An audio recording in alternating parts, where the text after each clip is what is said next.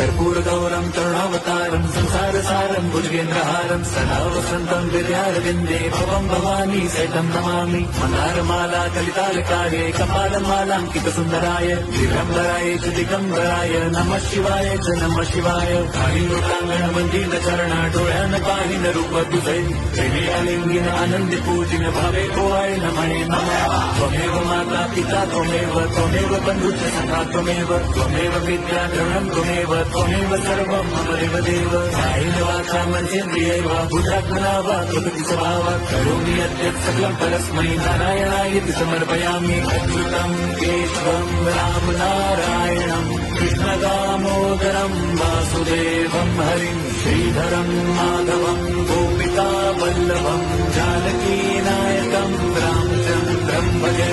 Hare Ram Ram Ram Hare Hare, Hare Krishna Hare